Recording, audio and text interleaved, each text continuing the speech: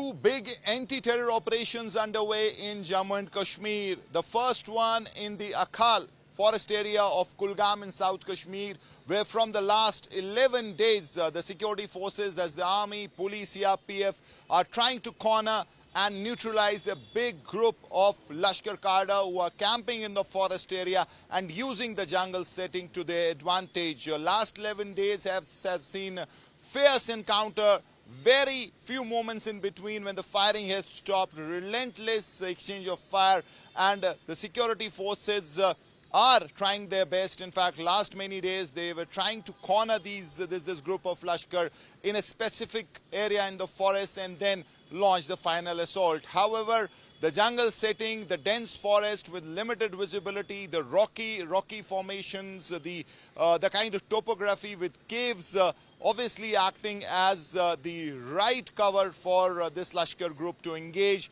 and evade the security forces.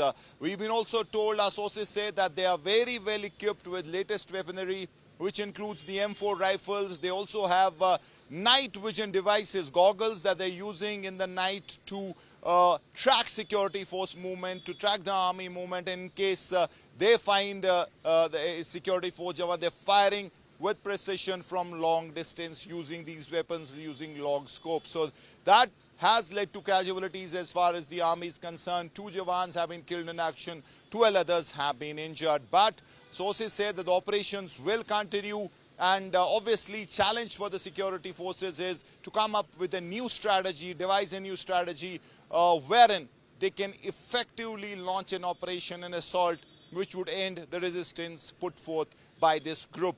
But that operation is ongoing, and it is now the longest operation in the history of Jammu and Kashmir, where last 7 days, as I said, the operation has been ongoing. On the other hand, in Kashtwar, in Jammu, another anti-terror operation is on, where the security forces have cornered a Jaish group, and it's happening in an area, upper reaches, which is full of caves, and the kind of rocky terrain, it again is posing a lot of challenges for the security forces.